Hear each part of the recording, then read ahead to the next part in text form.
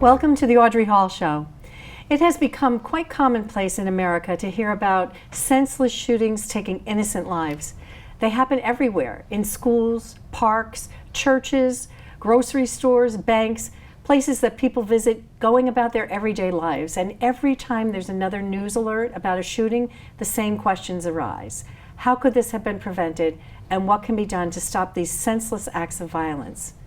If you're interested in hearing from activists who are committed to ending gun violence, today I'll be talking to Framingham activist Samantha McGarry, a volunteer with Moms Demand Action, and Tess McGarry, a volunteer with Students Demand Action, and John Rosenthal, gun owner and founder of Stop Gun Violence. First, I'm joined by Samantha McGarry and Tess McGarry. And Samantha is a Framingham wife and mom of 2 teenagers who's a volunteer with Moms Demand Action, the nation's largest grassroots volunteer network working to end gun violence with 37,000 volunteers in Massachusetts. Moms Demand Action is part of Everytown for Gun Safety, an organization with nearly 10 million supporters and a chapter in every single state in the country.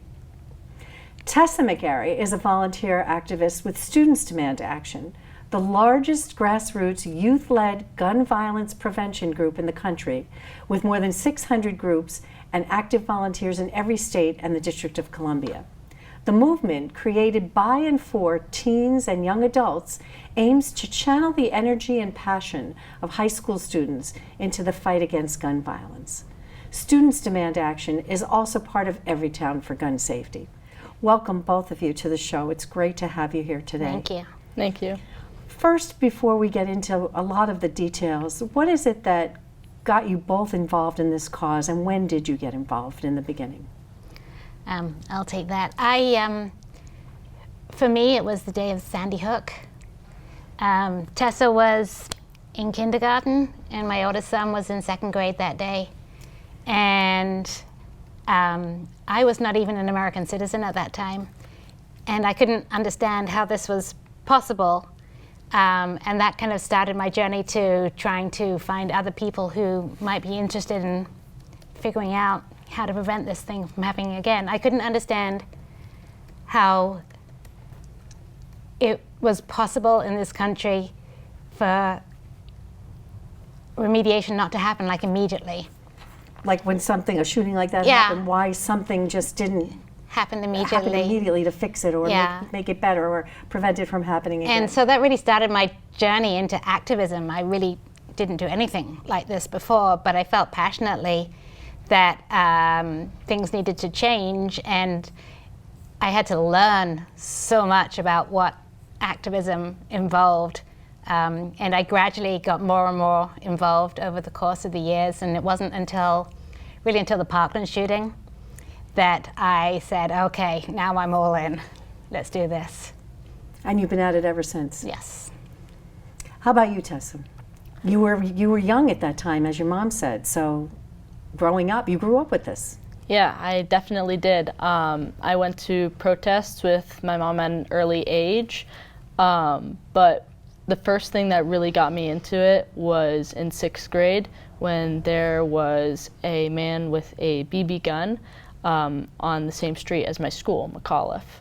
So that was sort of a wake-up call for me as to why we are doing this, and I became more involved from then on. So was that a frightening time? Like the thought, did you know it was a BB gun at the time, or? We did not know at the time of the event, but we quickly found out afterwards. Mm-hmm. Word spread. Teenagers and kids, we always like to spread gossip and word around school. And then putting that together with what your mom was involved in, it started to really become more apparent for you. It definitely did. So recently you led, I should say, a walkout at Framingham High. And this is at the same time that walkouts were happening all around the country. Tell us about that.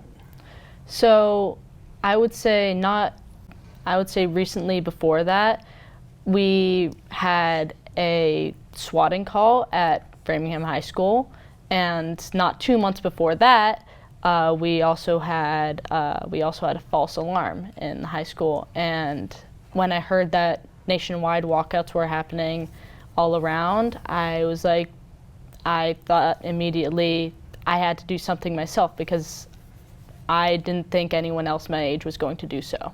So I stepped up, I emailed my principal first thing, I got a group of people together and we started to spread the word. How fast did it spread, and what was the level of interest amongst students? I would say it spread very fast. We had 1 day to spread the word, maybe 2 days, 1.5 days, because we had all of Tuesday and then Wednesday was the day of the walkout. But I heard people talking about it in the halls, and I would say the interest level was pretty high because a lot of people, frankly, wanted to do anything to skip school, but also a lot of people were there to support the cause. It was great to see that much support. Well, you know, you mentioned before you got into the detail about the walkout, a swatting call and a false alarm. And many people may not even know what that is. So do you want to elaborate on that a little bit and say how that kind of set the groundwork? Yeah, so the false alarm was, I can't 100% confirm this, but as far as I know, there was a battery change going on, and that set off the false shooter alarm in the school. Wow, my voice, sorry. Which basically caused the alarm to go off, and students had to run for their lives, and it felt very, very real. And then... Can I interject 1 second? Yes, go ahead. I got the call that no parent wants to get. What was the call? My phone rings, it's her. She doesn't usually call me during the day.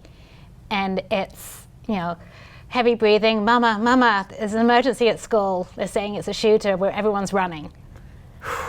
I mean, Yeah. Can you imagine? I mean, I literally get goosebumps thinking about it now. I'm sure, yeah.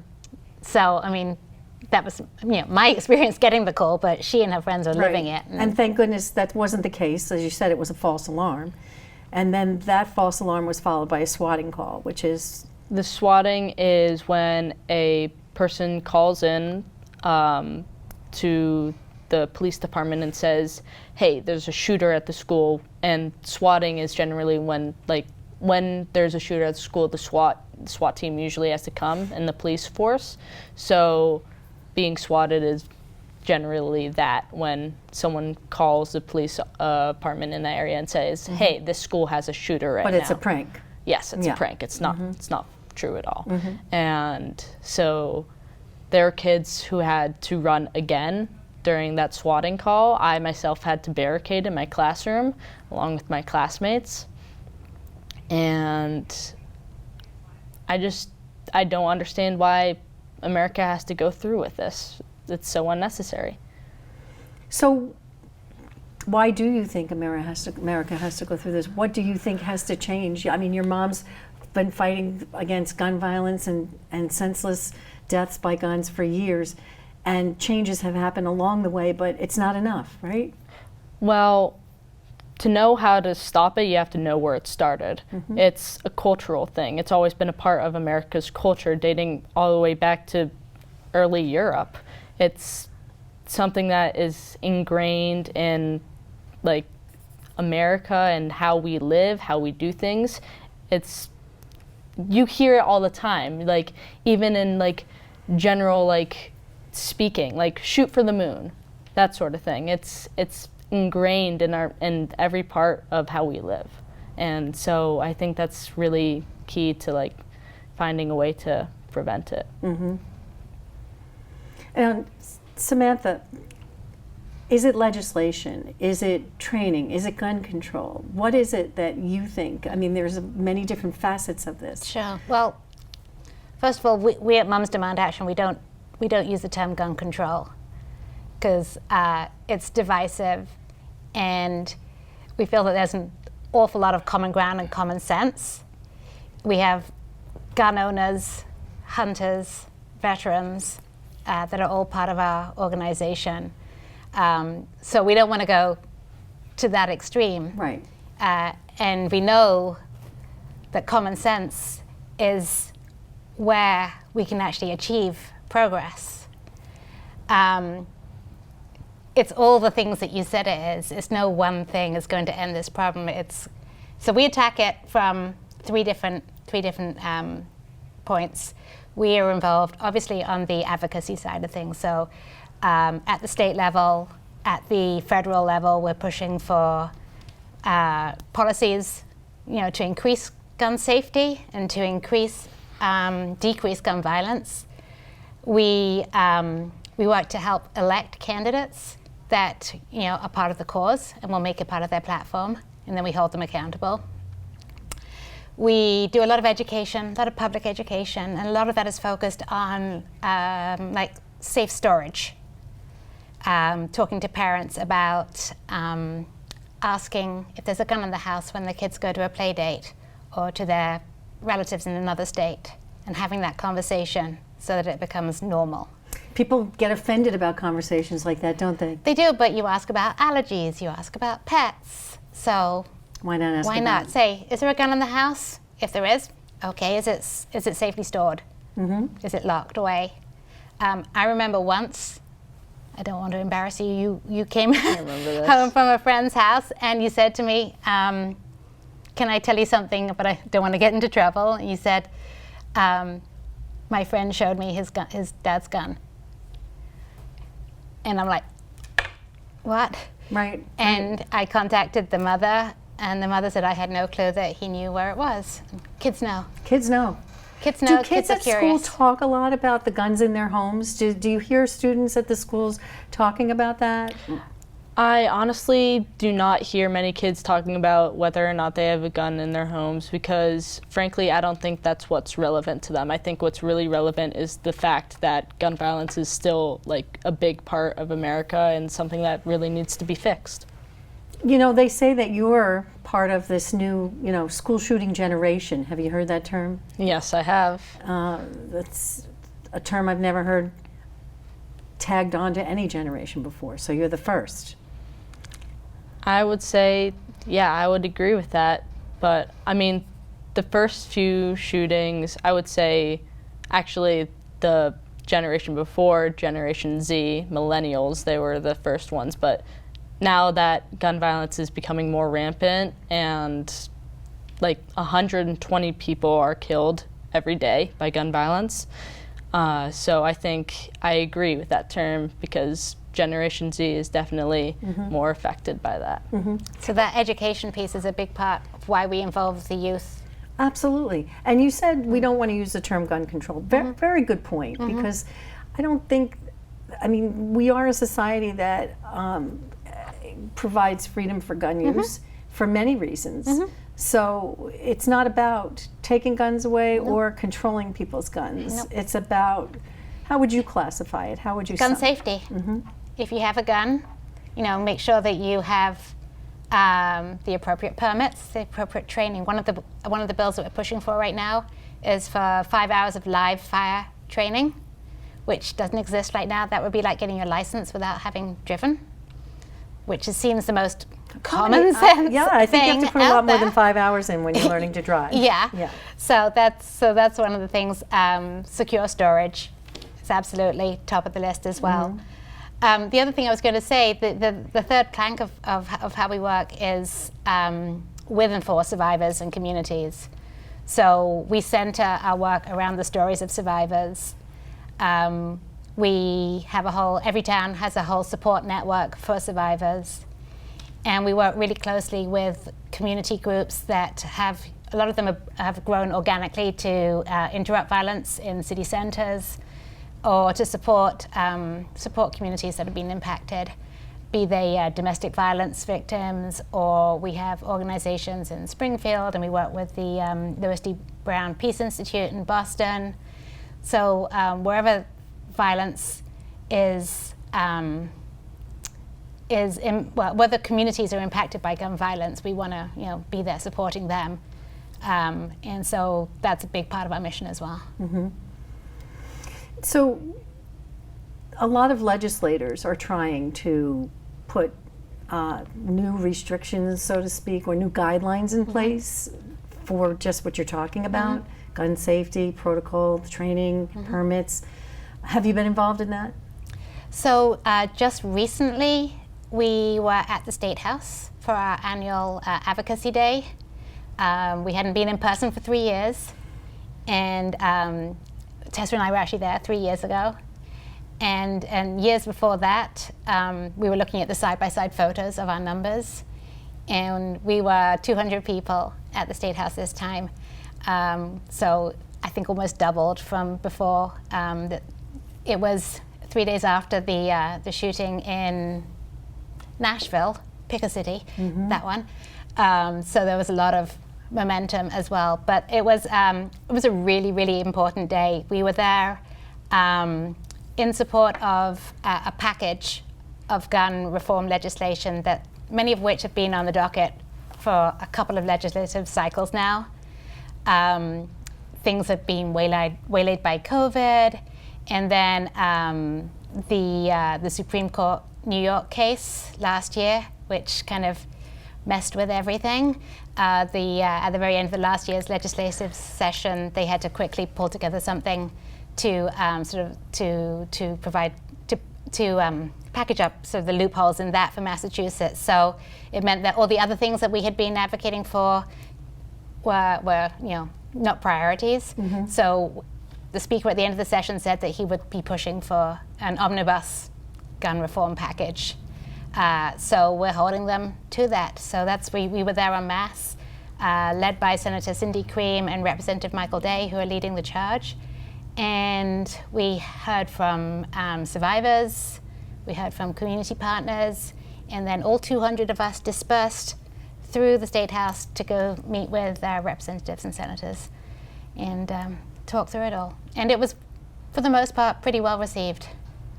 We wear our red shirts and we flood out through the hall, and we talk about ourselves as the counterweight to the NRA's lobbyists, because before we were there, they were there every single day at every hearing, knocking on doors, and we have to match their efforts. And why do you feel that there's so much opposition from the NRA? What is it about? What's the bottom line? Well, I can't speak for the NRA, but I mean, I think for them it comes down to freedoms and Constitution and their rights, and I feel like things get interpreted in ways that don't align with public safety, because this is a public health crisis, and we're concerned about improving the quality of life for everybody. Whether that trumps the specific rights of one individual with one certain class of weapon can be argued, but I think overall we're looking to enhance the quality of life, and that's our driving mission. On the Students Demand Action site, there's a petition that's underway for people to sign in support of educational institutions stopping their investments in companies that gun companies.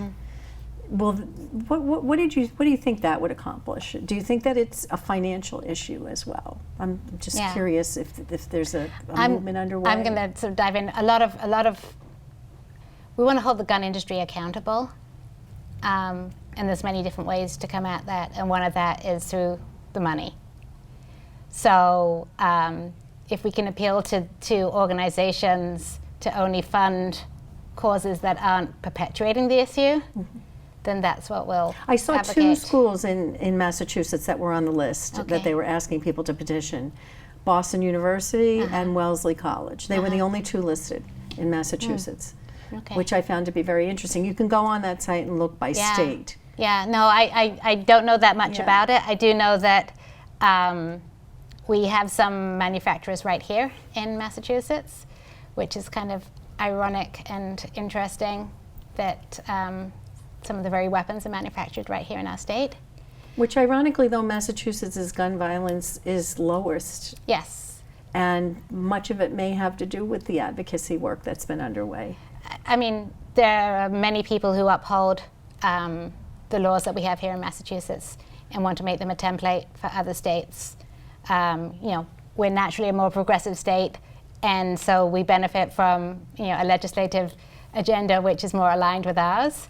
But we strongly feel that there's there's so much more that can be done. We're not satisfied with even where we are right now.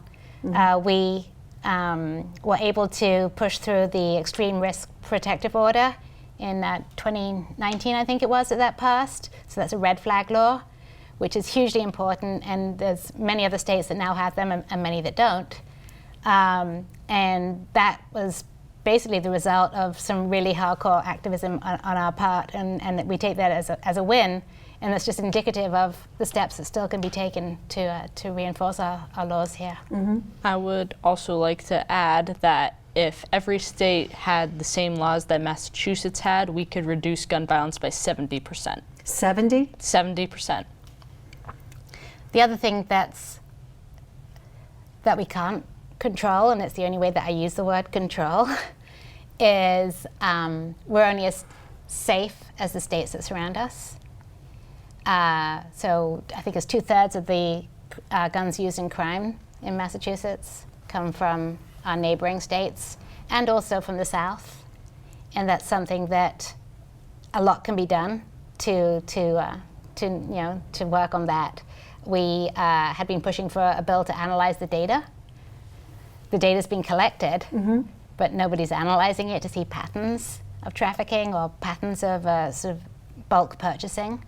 And so that's another way that we can, in a data-driven fashion, address the problem. So you talked about the fact that there's legislative support. You just had a very successful day on Beacon Hill for Advocacy Day with, what did you say? 200. 200 people visiting with the legislature. There is a new session that just got underway, and each session lasts about 2 years. Yep. Are you hoping for is there any particular bill or any piece of legislation that you have your eyes on that you just feel has to get through this particular session? That's a really good question, because we know it's like a funnel. There's all these bills, and for them to actually shake it down to one to come through. Well, first of all, the speaker said there would be omnibus. So omnibus is kind of more than one. So we're hopeful that they will consider more than one. I think there are a number of bills addressing ghost guns that have been proposed. Ghost guns. So what's that? Ghost guns are guns that you can get a blueprint off the web and 3D print at home, or you can buy and assemble parts. And a lot of the crimes that are even happening here in Massachusetts are with ghost guns. And the thing is, they're not traceable. And it terrifies me. Yeah. So the bill that we're pushing is one that requires serial numbers on the parts, so that at the very least they can be traceable. And that's been talked about at a federal level as well. There's lots of different ways to come at it. There are, I think, several bills addressing the problem of ghost guns. So we'll take whichever one rises to the top. But I feel like that's a really important one, urgent one to address. Absolutely. Living in the world today with all of this, the shootings, there are survivors, people who are experiencing this and just living with the trauma and the fear. There's a lot to be said for the support that they need, whether they're students or anyone who's been victimized in some way, whether directly or indirectly. Are you seeing any resources available through the schools or through the community for folks who are going through this? Yes, absolutely. After the incident with the false alarm at school, we had every single, I believe we had every single, we had all the help we could get, honestly, on that front, because there are many people who needed to talk to someone, many people who were traumatized from that event and genuinely thought that they were going to die that day. And that's what trauma is, genuinely thinking that you're in danger and that you are going to die. So I believe that we had a lot of help that day, and it was very much needed. But I also think that one of the best ways we can help survivors and people who've been traumatized, like events at FHS, is to prevent it from happening again, honestly. And that's why we center our work around the voices of survivors, because the numbers are mind-boggling, but behind every every number is someone whose life was changed and forever changed. And a lot of those people find, I wouldn't say hope, but find purpose in sort of joining the movement or any of our sort of affiliate groups and really sort of channeling that, because sadly they're the poster child for gun violence survivor. Shannon Watts, who founded Moms Demand Action, said, we're a nation of survivors. You know, everybody knows somebody in some shape or form who's either lived through an experience that made them think, right, or have actually, experienced it. Well, thank you so much. We've covered a lot today, and I think that you've shared some very important facts about your efforts and the fact that it's really more about gun safety and reducing gun violence and a lot less about gun control. Absolutely. And really looking at smart legislation to make people accountable. I appreciate the fact that you were both here to talk about that today. Thank you so much. Can I say one more thing? Yes. If anybody wants to join us, yes, more voices, there's more action, more impact, and we make it so easy for people to join us. I'm going to share some information about that you thank gave to me. So I just want to say again, thank you. Thanks. And again, special thanks to Samantha and Tessa for sharing their stories, their commitment and their passion to step up and to advocate against senseless gun violence. And here's a look at how the power of grassroots advocacy comes together to make an impact with Moms Demand Action.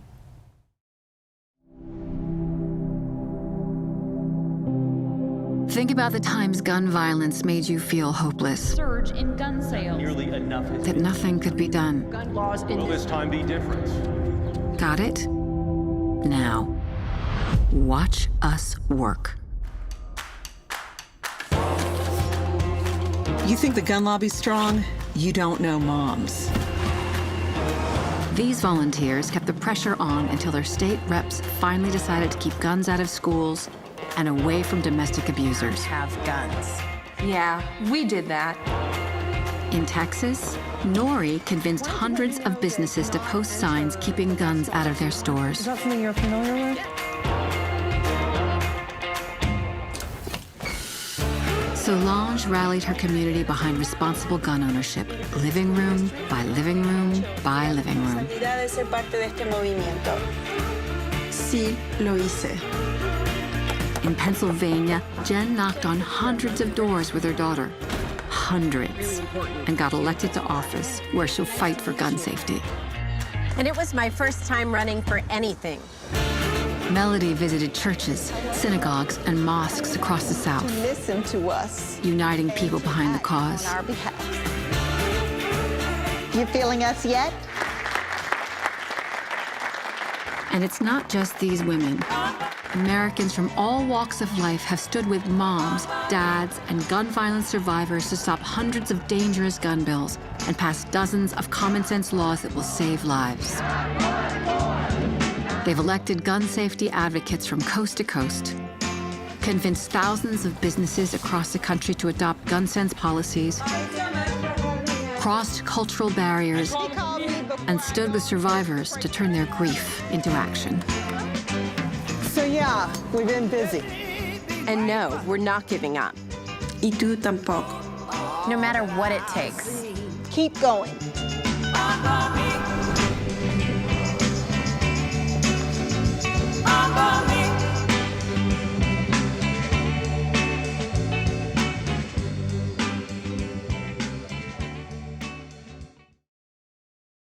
My next guest is John Rosenthal, a prominent, successful business executive, activist, and philanthropist.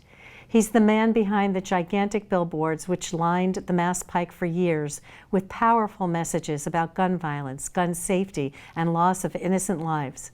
John Rosenthal, president of Meredith Management in Beverly, Massachusetts, is a gun owner, and he co-founded Stop Handgun Violence in 1994 with the late Michael Kennedy, and he's a recipient of the Wainwright Social Justice Award. Here's a look at an anniversary video paying tribute to his organization, Stop Handgun Violence.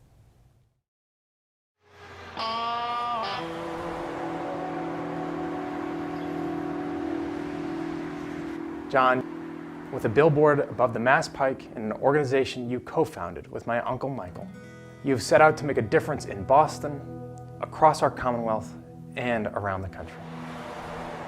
Our goal was simply to change the debate about gun violence here in Massachusetts. Less guns, less gun violence. It's common sense. It's proven to work. I mean, one of our billboards said, "Welcome to Massachusetts. You're more likely to live here." Yeah, I went to Boston College evening school, and I would drive by that billboard to and from school.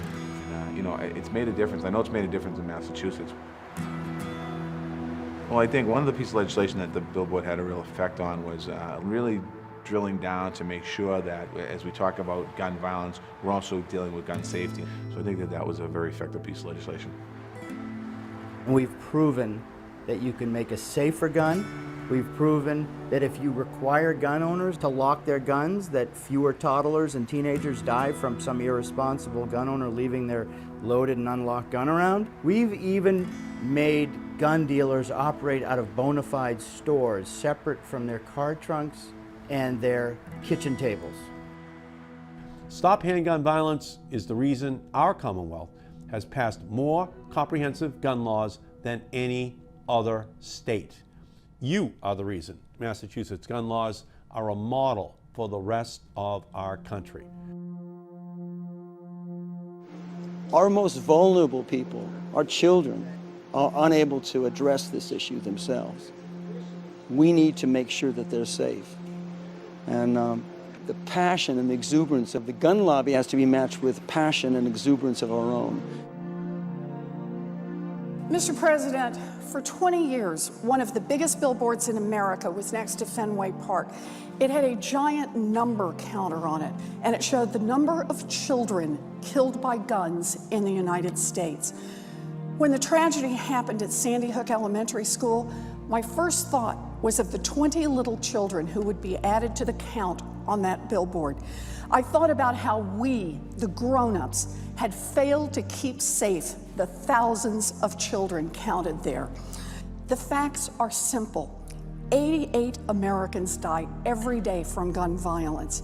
7 of those people are children or teens. That's 7 a day, every day. Young bodies piling up by the thousands year after year. What has happened to us? If 7 children were dying every day from some mysterious virus, our country would pull out all the stops to figure out what had gone wrong and to fix it. But day after day, month after month, tragedy after tragedy, the United States Congress has done nothing. Nothing. Republicans in the Senate have blocked even the smallest steps to protect our communities and keep our children safe. This must stop now. It is time to make NRA stand for not relevant anymore in American politics. I'm honored to partner with you in this effort to make our community safer and to help heal the wounds that senseless gun violence has caused. And I'm so glad to hear that there is going to be an effort to get that billboard up in a new location so that you can continue your tremendous campaign. Thank each and every one of you for all you do at Stop Handgun Violence.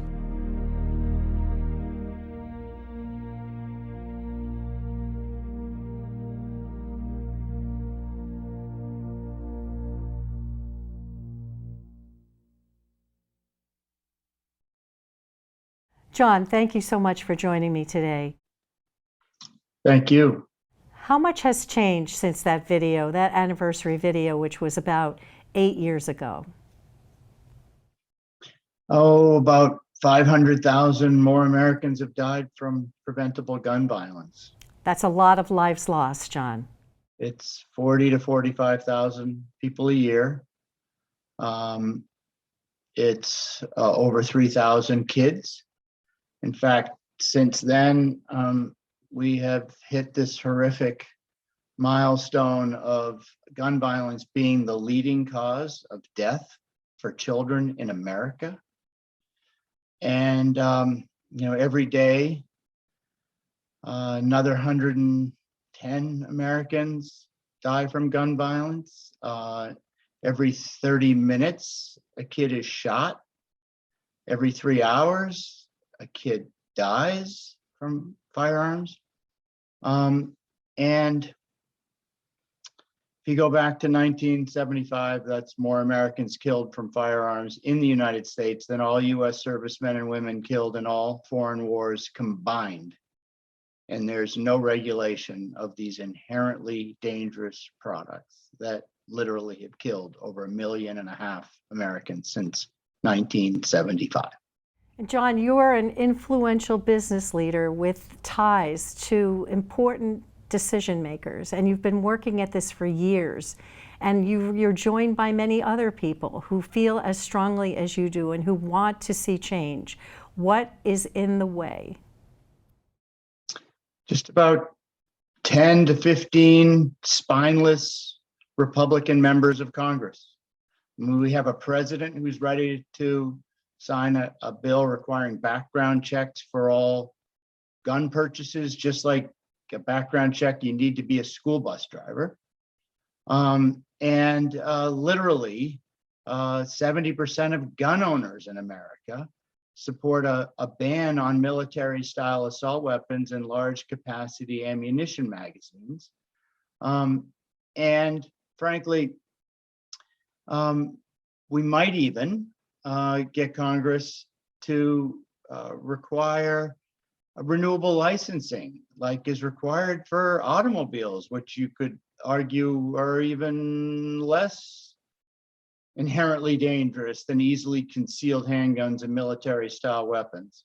I mean, when you think about it, we have members of Congress who are more concerned, and they are in the Republican Party, with blood money campaign contributions than they are of the lives of our children. So are you saying that There's been a mass shooting at us, every day for 3 years, including a school shooting every day of this year, and they don't care.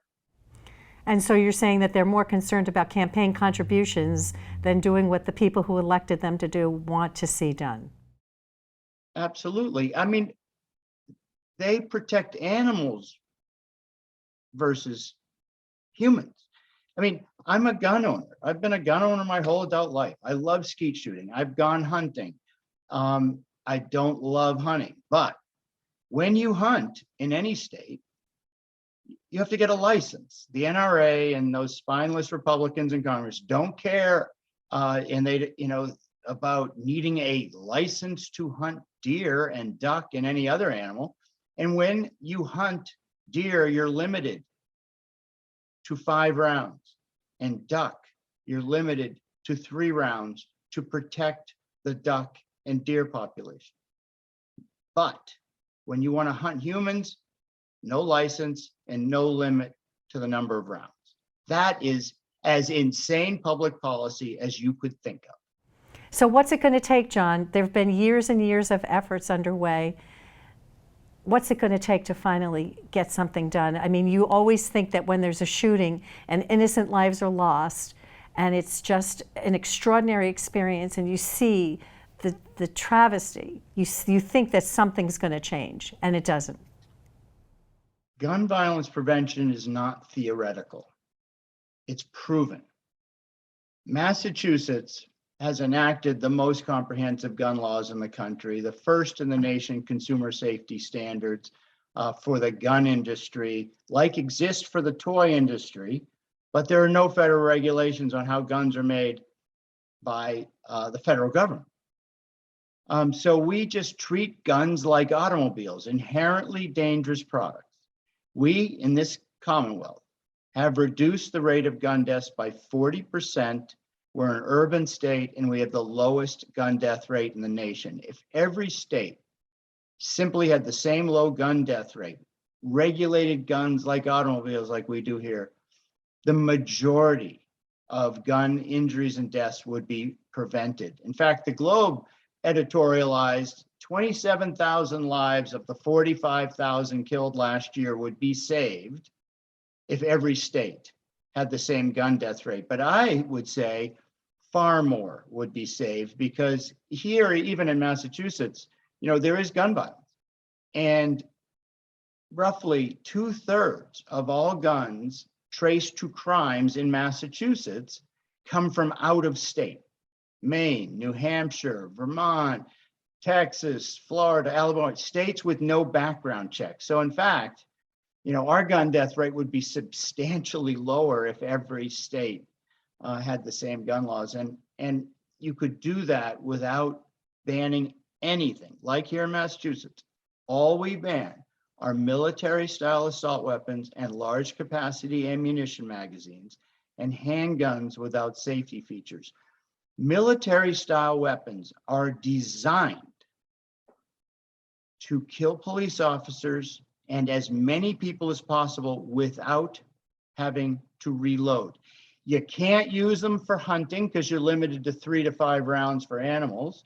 You can't, law enforcement carries 13 to 17 rounds in their service weapons, and Congress gives 35 to 100 round magazines to anyone who could breathe without an ID or a background check. It's insane public policy in order to increase gun violence, increase fear, increase mass shootings, because after every high-profile mass shooting, what happens? People go out and buy the AR-15 or easily concealed handgun. It was the AR-15 used today in Louisville. There's a police officer in critical condition who has been given 13 rounds or 17 rounds in a service weapon. Well, anybody else, who wants to cause mayhem can have many more rounds to outgun cops and kill as many people as possible without reloading. That's a recipe for disaster. And that is America. That is the gun violence capital of the developed world. Welcome to America. And until people wake up and smell the gunfire, another 45 to 50,000 Americans will die this year. Massachusetts has taken what you called, I think, a 3-prong approach, where is there something, is that transferable to other states? It's absolutely replicable. We simply hold gun owners like me accountable for, 1, safety training and locking up our guns unless they're in our direct control. Gun dealers have to operate out of a bona fide store separate from their home, car trunk, or backpack. It is perfectly legal in most every other state, I believe every other state, to sell guns as a private gun dealer out of your backpack or car trunk. Gun manufacturers in Massachusetts, we became the first state in the nation to require consumer safety features on firearms sold in Massachusetts. We also have a red flag law that gives a family member the ability to have a gun temporarily removed if somebody who lives in the house and is a gun owner is going through a mental health crisis. It's just common sense kinds of regs. We just make it harder for prohibited people to get guns. As a result, we have the lowest gun death rate.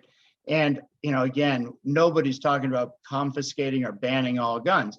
I do think it would be a very good idea to ban the manufacture of military-style weapons here in Massachusetts. Smith & Wesson makes AR-15s. The AR-15, which rips a human body. Here. They can't be sold here. But their AR-15, was used at Parkland, used at Aurora, Colorado, used, in Las Vegas. And I will close this segment of this question with, how many of us have to die when 441 people were shot in minutes with AR-15 assault rifles in Las Vegas, 58 dead, and Congress didn't even notice. They never found their spine, and they never stood up to the gun industry. And we have to change Congress. We have to vote these 10 to 15 people who are literally holding up what hundreds of millions of Americans want, which is to live without the threat of their children dying in school, having to say goodbye to their child in the morning when they drop them off, wondering if they're going to survive the daily school shootings that we adults have allowed by not holding them, those spineless Republicans, accountable for not regulating a dangerous product like a firearm. How often we hear people say, well, I have a right to arms, I have a right to carry a gun, and that becomes the argument and the defense for anti-action against gun violence. How relevant is that? How true is that? Are people's Totally rights irrelevant. really Look, threatened? You know, until 2008 with the DC Heller decision, the DC gun ban case, every court had ruled that the Second Amendment allows the right to have a militia, which is a National Guard. The Reagan court in 2008 changed that, and Scalia, it was a 5-4 majority, but Justice Scalia wrote for the majority. You can't ban guns in the common use of the founders. Black powder, single shot. He said, and I am not talking about assault weapons. They didn't exist. They're not protected. And then he went on to say, like all rights, they're not unlimited. And you can put reasonable restrictions on how firearms are owned and sold. Perhaps reasonable is the word. For the Huffington Post, that is the best, for urban and rural America, because it says to responsible gun owners, Democrats can't take your guns away. And it says to folks who are concerned about increasing gun violence in schools and public places, you can put reasonable restrictions on how they're sold. And a background check is certainly a reasonable restriction, because how else are you going to know if somebody is a felon or dangerously mentally ill? Every country has folks struggling with mental illness. The United States is the only country that arms them with easily concealed handguns and military-style weapons without detection. What do you think of Representative Maxwell Frost and Senator Chris Murphy's bicameral legislation that was proposed to establish an Office of Gun Violence Prevention in the United States? I think it makes sense, but I think it would be easier just to simply let the National Consumer Product Safety Commission regulate real guns like they regulate toy guns. I also think that, I'm in the real estate business. I can get sued if I don't shovel a walk. But Smith & Wesson can make and market military-style weapons and market them as capable of mowing down police officers, killing as many people as possible in schools without being sued. The weapon used at Fort Hood years ago on military base was marketed at a Belgian company called Herzl. It's 22 caliber handgun. It's marketed as capable of penetrating 48 layers of soft body armor. Who wears soft body armor? This is like legal advertising. That's why it was used on a military base where people wear soft body armor. There's a weapon used. It was David Koresh used it at Waco, Texas, to blow up an armored vehicle made by a Tennessee company called Barrett, a US company. Marketed their 50 caliber sniper rifle with a mile range as capable of taking down an aircraft and telling you in the marketing materials where to put the round. Osama bin Laden bought 12 when he was on our side fighting the Soviets in Afghanistan. I mean, you can't make this stuff up. The only justification you can come up with for US gun policy, which is to provide unrestricted access to all firearms, including military weapons, without detection by law enforcement, is to increase gun violence, increase fear, and increase gun sales at the expense of over 100 of us every day, including 8 to 9 to 10 children. Shame on Congress. And it's beyond just Congress. It's the Republicans in Congress. And we have to face facts. Until we vote them out and vote the Maxwell Frosts in, this is not going to change. You worked for years to build awareness of lives lost by putting the largest billboards in the country along the Mass Pike.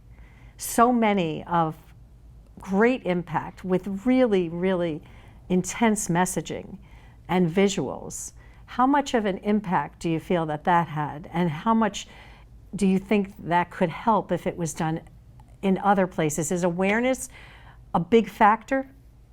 It had a huge impact here in the Commonwealth. It was a front page. We changed the conversation from the polar extremes of banning guns or unlimited access to guns to having gun owners like me talking about we don't need to ban guns in order to prevent the majority of gun violence.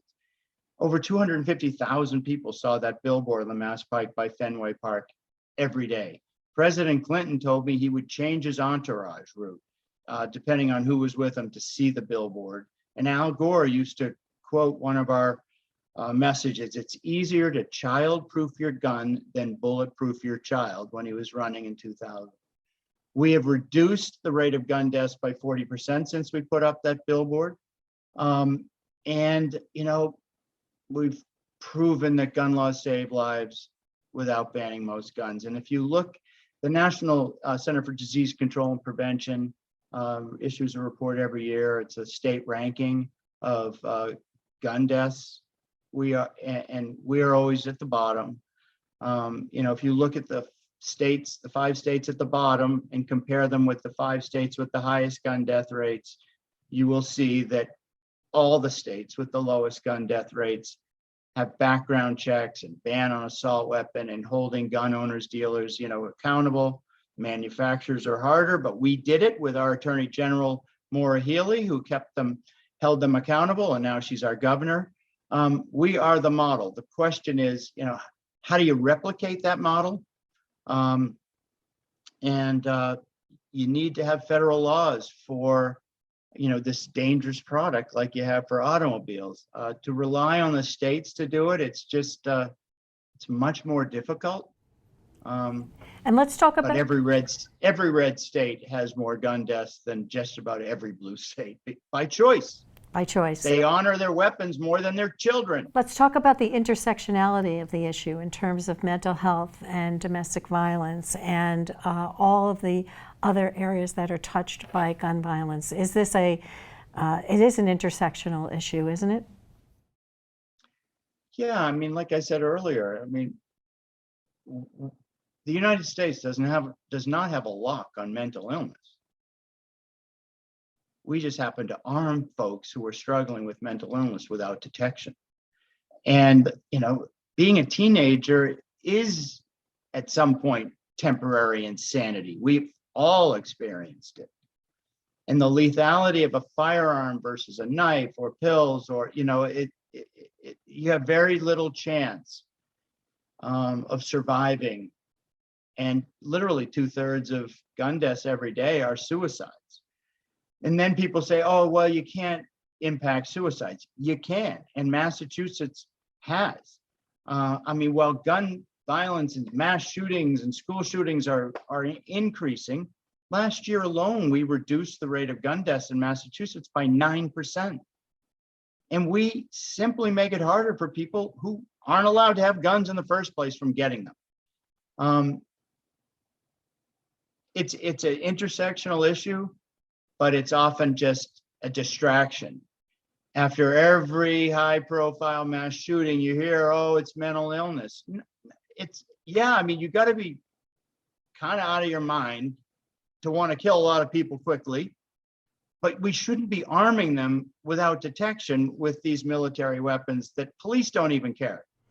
So it's not about restricting people from having guns, it's about gun safety laws. It's about gun safety. It's about accountability, responsibility for owning, a inherently dangerous product. We hold car drivers accountable. We don't hold gun owners, gun dealers, or gun manufacturers accountable. That makes no sense.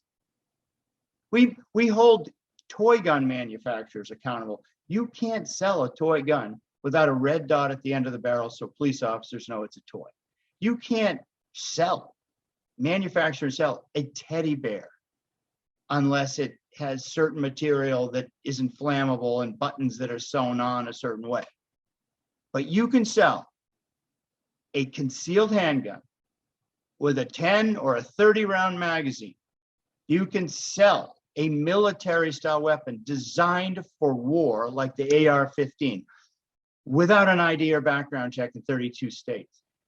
The Bushmaster AR-15 used at Sandy Hook, that weapon uses a 223 round. That round is to stop an incoming infantry. It is designed when it hits soft tissue to expand, to stop an army. When those children at Sandy Hook got 3 to 11 rounds with an AR-15, they were indistinguishable looking. And it was used again today, and it's used every day. And you don't need an ID or a background check in 32 states. That is insane. And the sooner we hold our members of Congress accountable and throw those Republicans out of office who choose this over, saying no to their blood money campaign contributions from the unregulated gun industry,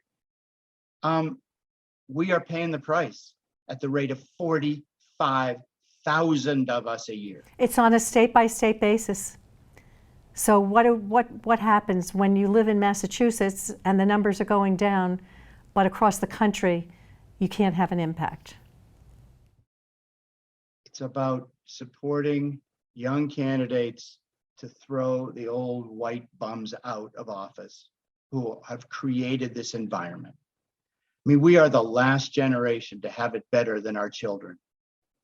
Shame on us. And these kids, these Gen Z kids, have never known a single day of their lives where they couldn't be shot in schools. That is a very different reality than we grew up with. And it is on us.